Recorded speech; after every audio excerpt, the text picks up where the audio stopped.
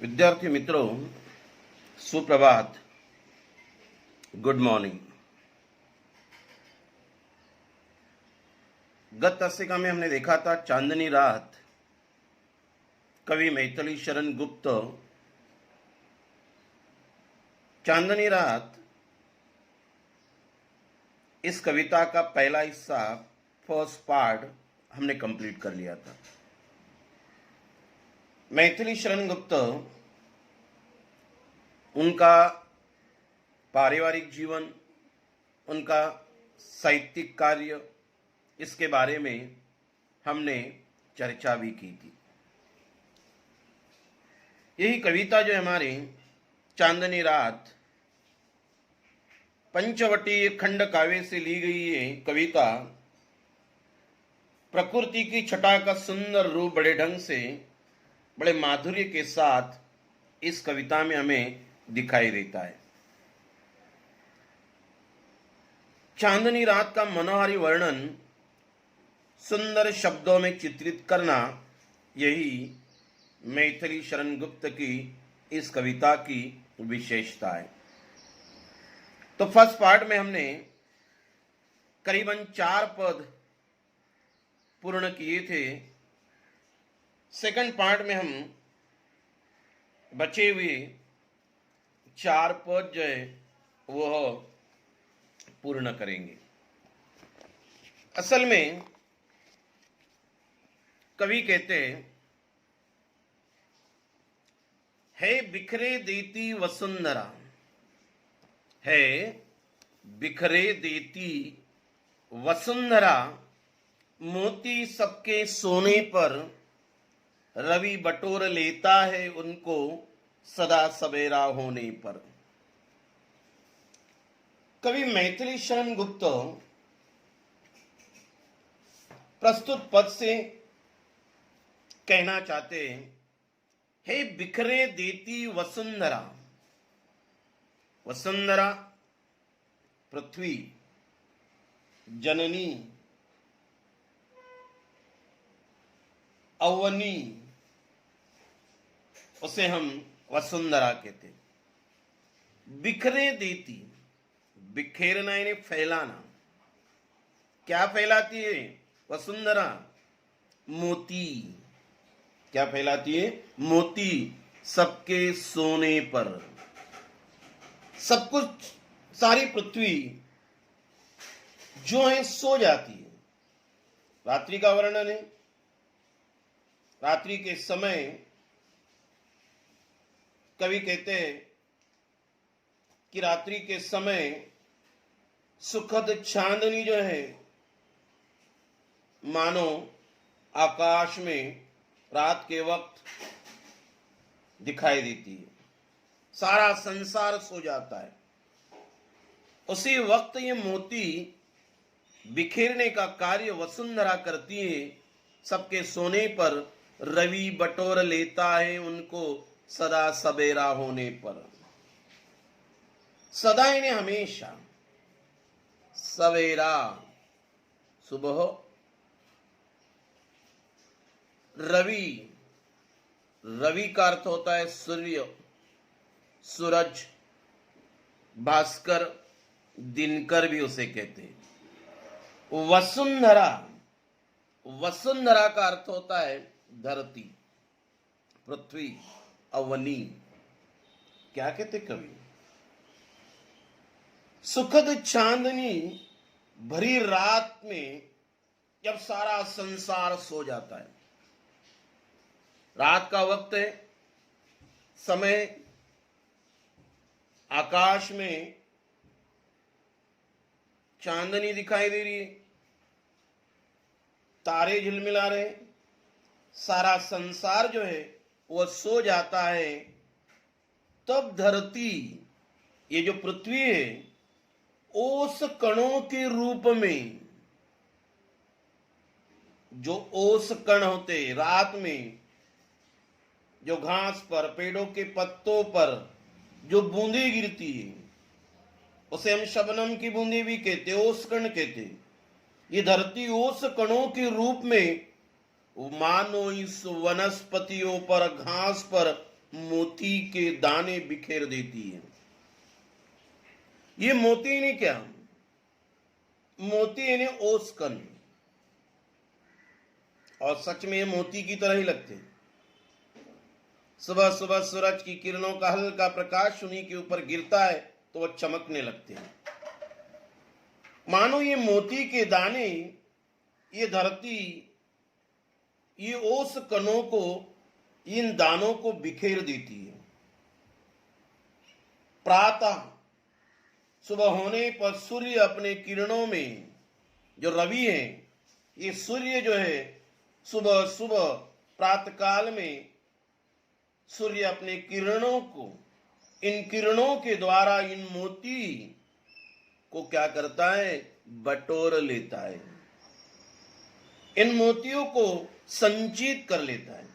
अर्थात सवेरा होने पर सूर्य की किरणों के पड़ती ओस की बूंदें नष्ट हो जाती है। बड़ा सुंदर वर्णन मैथिली शरण गुप्त इन्होंने इसमें किया हुआ है। रात का वक्त, समय, आकाश में तारे झिलमिला रहे, सारे और एकांत और शांत वातावरण, ऐसे एकांत शांत वातावरण मानो सारा संसार सो रहा है। उसी वक्त रात में वनस्पति, जो पेड़ पौधे घास, इनके ऊपर ओसकन और पानी की जो बूंदें हैं वह गिरती है। ये पानी की बूंदें मानो मोतियों की तरह, सवेरा होने पर सूरज निकलता है, रवि निकलता है, और इन मोतियों की बूंदों को वह बटोर लेता है, इकट्ठा कर लेता है। सदा सवेरा होने पर सारी बूंदों को क्या कर लेता है, इकट्ठा कर लेता है। कवि अगले परिच्छेद में कहते हैं, और विरामदायिनी अपनी संध्या को दे जाता है शून्य शाम तनु, जिससे उसका नया रूप छलकाता है। कवि कहते हैं, और विरामदायिनी, विरामदायिनी, विरामदायिनी आराम देने वाली। क्या देने वाली? आराम देने वाली। और विरामदायिनी अपनी संध्या, संध्या का अर्थ होता है शाम, को दे जाता शून्य शाम। शून्य का अर्थ हम यहां लेंगे आकाश, शाम का अर्थ होता है सावला। तनु, तनु का अर्थ होता है शरीर या देह भी उसे कहेंगे, जिससे उसका नया रूप छलकाता है। ये जो मोती है, ये सारे मोतियों को इकट्ठा करता है। रवि जो है, सूरज जो है, वो उसे बटोर लेता है। बटोरने के बाद क्या करता है, शाम होती ही सुबह वो बटोर लेता है, और सुबह बटोरने के बाद, इकट्ठा करने के बाद, जैसी शाम होती है, सूर्य जो है, सूरज जो है, रवि जो है, इस संचित एकत्रित किए हुए मोती के कणों को, जगत को आराम देने वाली, विश्राम देने वाली, कौन? संध्या। जगत को विश्राम देने वाली अपनी संध्या को शाम को क्या कर देता है, सौंप देता है। रात में मोती बिखेरते, सुबह सुबह सूरज निकलता है, उन मोतियों को बटोर लेता है, और जो आराम देने वाली, विश्राम देने वाली जगत को, दुनिया को, उस संध्या को ये सारे के सारे मोती क्या कर देता है, सौंप देता है। और संध्या इन मोती कणों से नीले आकाश के श्याम शरीर को, शून्य ने आकाश, श्याम ने सावला, तनु ने शरीर। ये संज्ञा क्या करती है? ये मोती कणों से जो मोती उसे मिले हैं, ये नीले आकाश के श्याम शरीर को, श्याम ने सावला शरीर को, तनु ने शरीर को अलंकृत कर कर उसे नया रूप देती है। सूरज, रवि मोतियों को बटोरता है, दुनिया को, जगत को आराम देने वाली संध्या को दे देता है। संध्या क्या करती है? ये संध्या नीले आकाश श्याम शरीर वाले आकाश को अलंकृत करने के लिए, सुंदर दिखने के लिए, उसको नया रूप देने के लिए ये सारे मोती जो है वो उसे देती है। मोती के कणों अर्थात तारों से आच्छादित नीला आकाश अनोखी प्रभा से दमक उठता है, नया रूप छलकाता है। सुंदर ऐसे ये मोती से अलंकृत होने के कारण वह आकाश, उसे एक नया रूप निर्माण होता है। नीला आकाश या आच्छादित नीला आकाश तारों से मानो उसको एक अनोखी प्रभा से वो दमक उठता है, चमक उठता है, छलकते रहता है। ऐसा कवि जो है वह दूसरे परिच्छेद से व्यक्त करते हैं। पहला परिच्छेद, दूसरा परिच्छेद बच्चों पेज नंबर 2 पे एक दूसरे से जुड़ा हुआ है। वसुंधरा जो है मोती बिखेरने का कार्य, सवेरा होने पर रवि उसे बटोर लेता है और आराम देने वाली संध्या को वो देता है, और उसी के कारण वह आकाश सावला, वह शरीर वाला, तनु वाला, देह वाला, मानो वह का सावला आकाश जो है इस मोतियों के कारण मानो उसे सुंदर ऐसा एक नया रूप निर्माण होता है, छलकते रहता है। ऐसा कवि दूसरे परिच्छेद से कहते हैं। अच्छा, तीसरा परिच्छेद की ओर कभी हम जाते हैं। क्या है तीसरा परिच्छेद? पंचवटी की छाया में। पंचवटी की छाया में है सुंदर पर्ण कुटीर बना, उसके सम्मुख स्वच्छ शिला पर धीर वीर निर्भीक मना। पंचवटी, वट यानी वृक्ष, पंचवटी 5 वृक्षों का समूह, उसे हम कहते पंचवटी। असल में 5 वृक्ष कौन से बच्चों? पहला वृक्ष है अशोक, दूसरा वृक्ष है पीपल, तीसरा वृक्ष था बेल,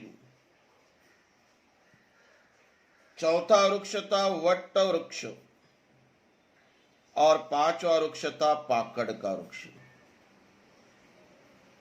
यह है पंचवटी। असल में पंचवटी ये खंड काव्य मैथिली शरण गुप्त का। वैसे पंचवटी महाराष्ट्र में नासिक एक बड़ा पवित्र स्थान है। उसी इलाके में राम और सीता लक्ष्मण इन्होंने वनवास के समय अपना वक्त वहां गुजारा था। तो ऐसी वो जगह पंचवटी जहां 5 वृक्षों का समूह था, अशोक, पीपल, बेल, वट और पाकड़ का वृक्ष। आइए परिच्छेद की ओर। पंचवटी की छाया में है सुंदर पर्ण कुटीर बना, उसके सम्मुख स्वच्छ शिला पर धीर वीर निर्भीक मना। पंचवटी की छाया में, छाया यानी छाव, सुंदर पर्ण कुटीर बना। पर्ण का अर्थ होता है पत्ते, कुटीर, कुटीर का मतलब होता है झोपड़ी, घास फूस से बनी जाती झोपड़ी, कुटिया भी उसे हम कहते। पंचवटी इस 5 वृक्ष की छाया में एक सुंदर ऐसी कुटिया, झोपड़ी, कुटीर बनी हुई है। उसके सम्मुख, सम्मुख यानी सामने, स्वच्छ पवित्र शिला पर, शिला, शिला का अर्थ होता है पाषाण, पाषाण यानी पत्थर का बड़ा टुकड़ा। धीर वीर, धीर यानी धैर्यवान, वीर यानी योद्धा, निर्भीक यानी निडर। कवि कहना चाहते कि पंचवटी की छाया में,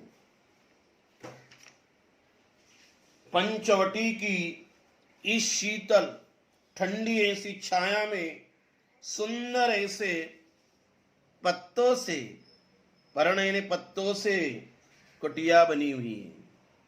ये जो पंचवटी है, 5 वृक्ष का समूह है, उसी की छाया में सुंदर ऐसे पत्तों से एक कुटिया बन चुकी है। उसी कुटिया के सामने, सम्मुख के सामने स्वच्छ शिला पर, शिला यानी पाषाण, पाषाण यानी पत्थर, धीर वीर निर्भीक मना, एक धैर्यवान, धीर यानी धैर्यवान, ऐसा वीर, बड़ा योद्धा, वीर पुरुष, निडर, निर्भीक यानी निडर पुरुष, वो क्या है, इस शिला पर बैठा हुआ है। प्रसंग समझ में आया होगा आपको। पर्ण कुटी, सुंदर ऐसी झोपड़ी पंचवटी की छाया में बन चुकी है, और उस झोपड़ी के सामने, सम्मुख यानी सामने, स्वच्छ ऐसे शिला पर यानी पत्थर पर, पाषाण पर एक धैर्यवान वीर निडर पुरुष उस पत्थर पर क्या है, बैठा हुआ है। अगला परिच्छेद जो दिया बच्चों, कवि कहते हैं, जाग रहा ये कौन धनुर्धर, जाग रहा यह कौन धनुर्धर, जबकि भुवन भर सोता है, भोगी कुसुमा युद्ध योगी सा बना दृष्टिगत होता है। कवि कहते हैं, जाग रहा ये कौन धनुर्धर, धनुर्धर उसका अर्थ होता है तीरंदाज। क्या अर्थ होता है, तीरंदाज, धनुर्विद्या में माहिर, अच्छा तीर कमान चलाने वाला, ऐसा वो तीरंदाज। प्राचीन काल में सबसे बड़ा शस्त्र था धनुष्मान, धनुर्विद्या में माहिर थे। धनुर्विद्या में माहिर प्राचीन काल के ऐतिहासिक ग्रंथ के मुख्य कथानक जो अर्जुन धनुर्विद्या में बड़े माहिर थे। तो ये जो है उसकी अलग इतिहास है कि एकलव्य भी धनुर्विद्या में माहिर था, बात अलग है। आइए हम अपने कविता से जुड़े हुए स्पष्टीकरण को देखते हैं। जाग रहा है कौन धनुर्धर, कौन जाग रहा है धनुर्धर तीरंदाज ऐसा,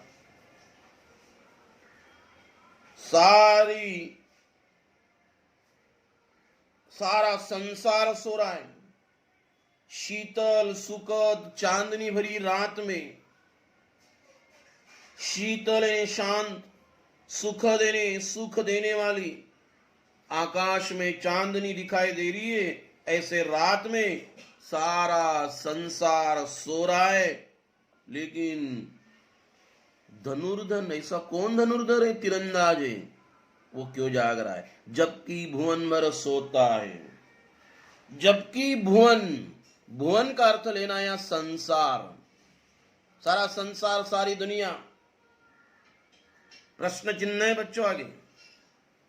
जबकि भुवन भर सोता है, जबकि सारा संसार सो रहा है, शीतल सुखद चांदनी भरी रात में सारा संसार सो चुका है, और ऐसे शांत एकांत वातावरण में ये धनुर्धर, ये तीरंदाज अब भी क्या कर रहा है? जाग रहा है। कवि कहते, दो पंक्तियों का अर्थ मैं बता रहा हूं। शीतल सुख देने वाली, जबकि भवन भर सोता है, भुवन भर, जबकि भुवन भर सोता है, भुवन यानी संसार, जबकि सारा संसार जो है सो रहा है। शीतल सुखद चांदनी भरी रात है, और ऐसे शीतल सुखद चांदनी भरी रात में सारा संसार सो रहा है, लेकिन जाग रहा ये कौन धनुर्धर? ये कौन धनुर्धर है? कौन ऐसा तीरंदाज है कि वह क्या कर रहा है? जाग रहा है।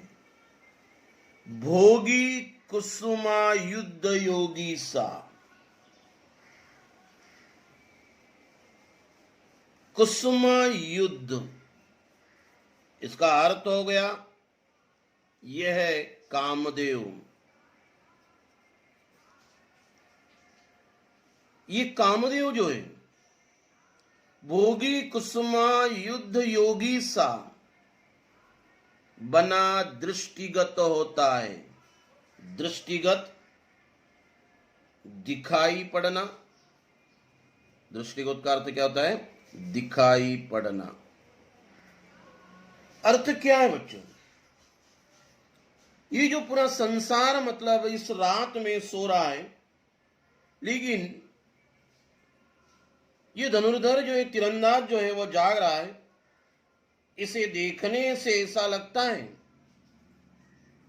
मानो भोगी, भोग लेने वाला, उपभोग लेने वाला वो कामदेव योगी सा वेश धारण कर रखा है उसने।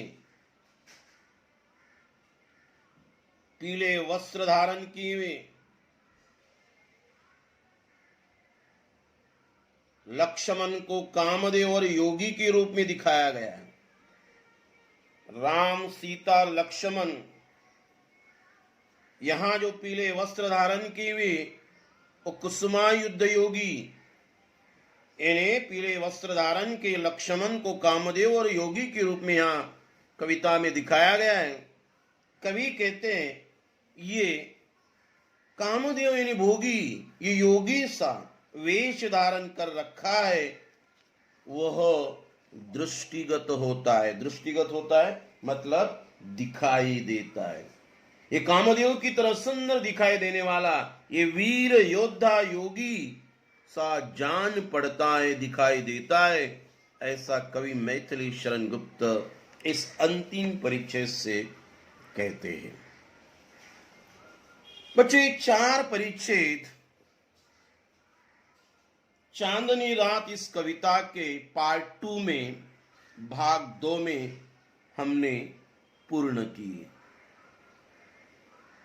असल में कविता के माध्यम से मैथिली शरण गुप्त इन्होंने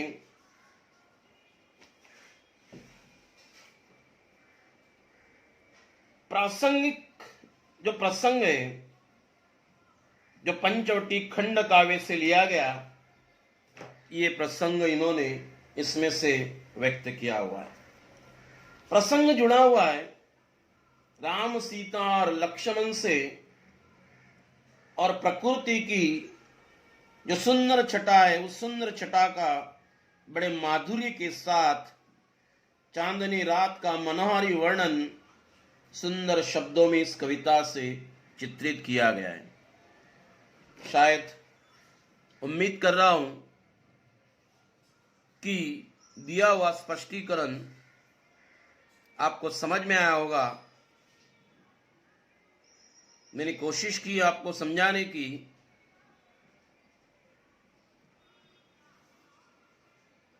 आप बच्चों ये सुनने के बाद